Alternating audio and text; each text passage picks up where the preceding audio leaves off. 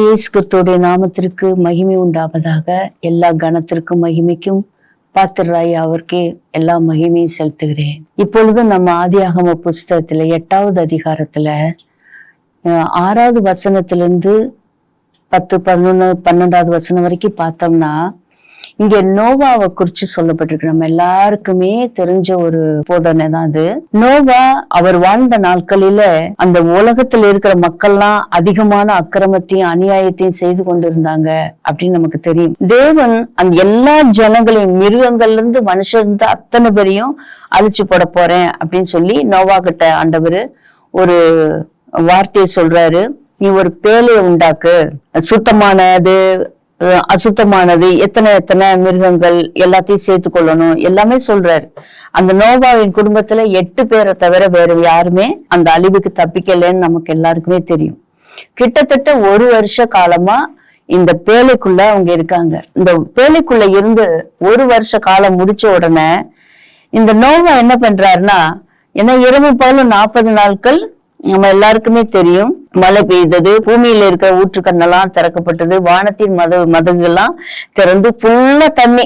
நாங்க இருக்கிற சிம்லாவில் இருக்கிறேன்னா, சிம்லானாவே இமயமலை போய்கிட்டே இருக்கும்.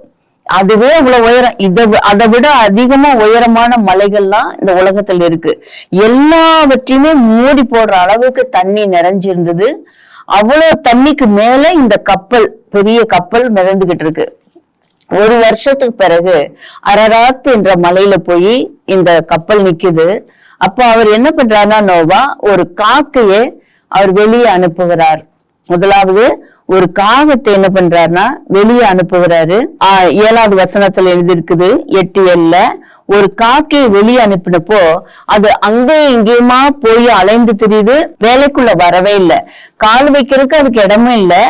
ஆனா அங்கேயும் இங்கேயும் அலைஞ்சு அங்க இருக்கிற அந்த ஒரு வருஷ காலத்துக்கு முன்னால அழிஞ்சு போன சடலங்கள், அழுகி போனது, இதெல்லாம் சாப்பிடவும் திருப்தி அடைவும், ஏன்னா அனுபவி ராஜா அனுபவின்னு அது ரொம்ப என்ஜாய் பண்ணி அப்படியே சுத்திட்டு தெரியுது. அந்த பேலை பக்கமே அது திரும்பி பார்க்கவே இல்லை.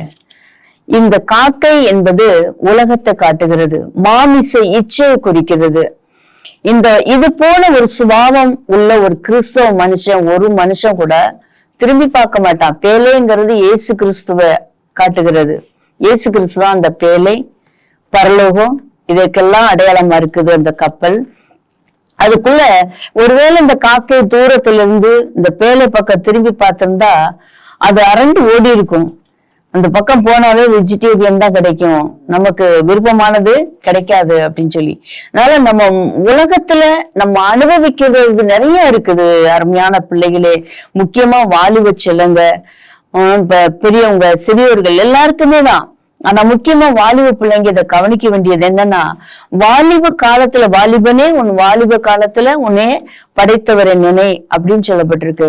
இந்த காக்கைக்குள்ள சுபாவத்தை பாருங்க. அங்க இங்கேயும் அழிந்து போன சடலத்தை சாப்பிட திருப்தி அலைஞ்சிட்டு இருக்குது. மாமிச இச்சை, உலகம், இந்த உலகத்தின் சிற்றின்பம் ஒரு மனுஷனுக்குள்ளேயும் வந்துடக்கூடாது. இதுல நம்ம எச்சரிக்கையா இருக்கணும். அதற்கு பிறகு பாத்தீங்கன்னா 8வது வசனத்திலிருந்து தொடங்குது. இன்னும் 7 நாளைக்கு பிறகு இந்த நோவா என்ன பண்றாருன்னா ஒரு புறாவை வெளியே அனுப்புறாரு. அந்த புறாவும் அங்கேயும் இங்கேயும் அலைஞ்சு தெரிஞ்சு கால் வைக்க இடம் இல்லாம திருப்பி பேழைக்குள்ள வந்துருச்சு அப்படின்னு பாக்குறோம். இந்த புறா எதுக்கு அடையாளமா இருக்குன்னா பரிசுத்த ஆவியானவருக்கு அடையாளமா இருக்குது. இந்த பரிசுத்த ஆவியானவருக்கு அடையாளம் ஏன்னா நம்ம வேதத்துல வாசிக்கிற புதிய ஏற்பாட்டுல பரிசுத்த ஆவியானவர் புறாவின் உருவம் கொண்டு இறங்கி வந்தார் அப்படின்னு பாக்குறோம். புறாவுக்குள்ள நல்ல சுபாவங்கள் உண்டு. புறாவை பத்தி நம்ம பார்த்தோம்னா அது அசுத்தமானது எதையும், ஒரு கெட்ட பூச்சி அசுத்தமானது எதையுமே சாப்பிடாது. அப்படி ஒரு சுபாவம் உள்ளதுதான் இந்த புறா. அதுக்குள்ள கசப்பு தன்மை இருக்காது.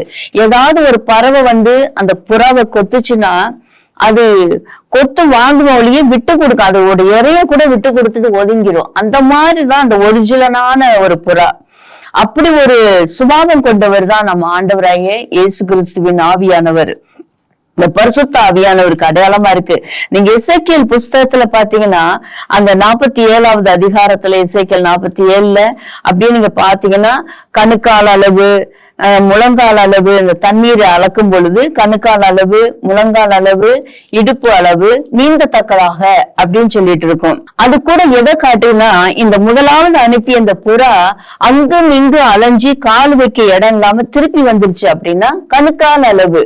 ஆரம்ப நாட்களில தேவனுடைய ஆவியானவர் ஒரு சில பேரை நியாயாதிபதியிலிருந்து மோசையின் காலத்திலிருந்து நியாயாதிபதிகள் வரைக்கும் அப்பப்ப வருவாரு, வேலையை முடிச்சிட்டு திருப்பி பிதா கிட்ட போயிருவாரு ஆவியானவர். அதற்கு பிறகு இரண்டாவது முறை பின்னும் 7 நாட்கள் சென்று அந்த நோவா அதே புறாவை வெளியில அனுப்புனார் அப்படின்னு இருக்கும். அது அங்கே இங்குமா அலைஞ்சு சாயங்கால வேளையில அந்த ஒலிவ மரத்தோடைய புதிதான ஒலிவ மர இலைய கொத்தி கொண்டு வந்தது அப்படின்னு பாக்குறோம். இது இந்த கணுக்கால் அளவு, முழங்கால் அளவு, இடுப்பு அளவு இருக்கு இல்லையா? இந்த ஆவியானவருடைய கிரியைகள் எப்படி இருந்துச்சுன்னா, நியாயப்பிரமாணத்தின் காலத்திலிருந்து இந்த எசேக்கியேலுடைய காலம் வரைக்கும், தீர்க்கதரிசிகளுடைய காலம் வரைக்கும் முழங்கால் அளவா இருந்துச்சு. அப்பப்போ வருவாரு தீர்க்கதரிசி சொல்லுவாங்க. அதுக்கு பிறகு ஆவியானவருடைய வேலை முடிஞ்சிடும், பரலோகத்துக்கு போயிடுவாரு. திருப்பி ஆவியானவர் வருவாரு, வேலையை முடிப்பாரு, போயிடுவாரு. இப்படி இந்த புறாவை அவர் அனுப்புறாரு, வருது. அது சாயங்கால வேலையில அந்த இலையை கொத்தி கொண்டு வந்துச்சுன்னு இருக்கு. இயேசு கிறிஸ்துவுடைய காலத்துல ஒரு அளவில்லாத ஒரு இடுப்பு அளவு தண்ணீரை போல பரிசுத்த ஆவியானவரோட வேலை இருந்துச்சு. அவர் மரித்து உயிர் தெளிந்து பரலோகி பரிசுத்த ஆவியானவர் அனுப்பி வச்சப்போ அந்த ஆவியானவருடைய வேலை அதிகமா இருந்ததுன்னா, நீந்தத்தக்கதான ஆவியானவருடைய வேலை அதிகமா இருந்துச்சு. நீந்தத்தக்கதாக அப்படிங்கும் போது இதுதான் இயேசு கிறிஸ்து ஒரு மனுஷங்கிட்ட சொல்லுவாரு, ஒரு மனிதன் ஜலத்தினாலும் ஆவியினாலும் பிறக்கலைன்னா அவன் பரலோக ராஜ்யம் போக மாட்டான் அப்படின்னு சொல்லுவாரு. ஜலத்தினாலும் பிறப்புது, ஆவியினால பிறப்புது. ஜலத்தினாலும் யோவான் ஞானஸ்நானகன் சொல்லுவாரு, நான் உங்களுக்கு தண்ணீர்னால ஞானஸ்நானம் கொடுக்கிறேன், எனக்கு பின்ன வருகிறவர் அவர் ஆவியினாலும் அக்னியினாலும் உங்களுக்கு ஞானஸ்நானம் கொடுப்பாருன்னு சொல்லுவாரு. இந்த ஒரு அனுபவம் நமக்குள்ள வரணும். இன்னும் ஒண்ணு தேவை பிள்ளைகளே, இந்த தண்ணிக்குள்ள நம்ம ஒருவேளை இந்த நீந்தத்தக்கதான் தண்ணிக்குள்ள நீங்க மூழ்கி பாத்தீங்கன்னா, ஒருவேளை அந்த தண்ணிக்குள்ள நீங்க உள்ள போன பிறகு யாராவது உங்க மேல கல் எடுத்து எறிஞ்சாங்கன்னா அந்த கல்லு உங்க மேல படுன ஒளிய அதிகமா வலி எடுக்காது, அப்படியே லைட்டா டச் பண்ணிட்டு போயிடும். யாராவது வெளியில இருந்து காரி துப்புனாவோ திட்டுனாவோ உங்களுக்கு கேட்கவே கேட்காது தண்ணிக்குள்ள இருக்கிறவங்களுக்கு. அதே மாதிரி அவங்கள ஏதாச்சும் பதிலுக்கு ஏதாவது திட்டணும் அப்படின்னு சொல்லி நீங்க வாய் திறந்தீங்கன்னா உங்க வாய்க்குள்ள தண்ணி தான் போகுமோ ஒழிய வார்த்தை வராது. ஏன்னா அந்த அந்நிய பாச வார்த்தை தான் வரும். அப்போ இதே போலதான் பரிசுத்த ஆவியில நீந்தி மிதக்கக்கூடிய ஒரு அனுபவம் நமக்கு இருக்குமானால் நிச்சயமா நம்ம வாயிலிருந்தும் அசுத்த வார்த்தைகள் வராது. கர்த்தருக்கு பிரியமானதை நம்ம பேசுவோம். தேவன் என்ன விரும்புறாரோ அப்படியே நம்ம நடப்போம். பரிசுத்த ஆவியானவரோட ஐக்கியம் வைக்கிற வாழ்க்கை நமக்கு இருக்கணும். திருப்பியும் மூணாவதாக அதே புறாவை அவர் அனுப்பும்போது அந்த புறா மீண்டும் பேழைக்குள்ள வரல அப்படின்னு சொல்லப்பட்டிருக்கு. மூணாவது முறையா அவர் அனுப்பும்போது அந்த புறா மீண்டும் வரலன்னு இருக்கு. ஏன்னா பரிசுத்த ஆவியானவரோட வேலை முடிஞ்சதுன்னு அர்த்தம். அவர் பரிசுத்த ஆவியானவர் சபையை உருவாக்கி இயேசு கிறிஸ்துவோட கையில ஹேண்ட் ஓவர் பண்ணிட்டு அவர் வேலை முடிஞ்சிரும், அவர் பிதா கிட்ட போயிடுவாரு. இதுதான் கடைசியா நடக்க போகுது. இதே போல பரிசுத்த ஆவியானவருடைய சுபாவத்துல நம்மளும் வாழணும். அவருக்குள்ள இருக்கிற சுபாவம் நமக்குள்ள இருக்கணும். அவர் என்ன விரும்புறாரோ அப்படியே வாழணும். ஃபாதர் பாடி இருப்பாங்க இல்லையா, கணுக்கால் அளவு போதாதையா, முழங்கால் அளவும் போதாது, நீந்தி மூழ்கணும் அப்படிம்பாரு. அந்த ஒரு பரிசுத்த ஆவியின் அபிஷேகம் நமக்குள்ள இருப்போமானா இருந்ததுன்னா நம்ம வாலிபத்தை காப்பாத்தலாம், நம்மளோட அபிஷேகத்தை காப்பாத்திக்கலாம், நம்ம வாழ்க்கையை நம்ம காப்பாத்திக்கலாம். பரிசுத்த ஏன்னா வசனத்துல எழுதப்பட்டிருக்கு ஒரு வார்த்தை, தேவனோடு இசைந்திருக்கிறவன் அவரோடு ஒரே ஆவியா இருக்கிறான் அப்படின்னு சொல்லப்பட்டிருக்கு. அந்த ஒரே ஆவியை கூட நம்ம இசைந்து வாழணும். இதே அனுபவத்தை தான் தாவீது கூட எழுதுறாரு. எனக்கு புறாவை போல சிறகுகள் இருந்தா நான் தூரத்துல பறந்து போய் வனாந்தரத்துல இருப்பேன்னு சொல்றாரு.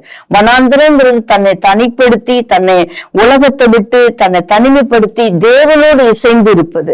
இப்படிப்பட்ட ஒரு வாழ்க்கையை நம்மளும் வாழ்வோமானா நம்ம வாலிபத்தை காப்பாத்திக்கலாம், நம்ம பரிசுத்தத்தை காப்பாத்தலாம், தேவனுக்கு பிரியமானதை நம்ம செய்யலாம். கர்த்தர் உங்களை ஆசீர்வதிப்பாராக. ஆமீன்.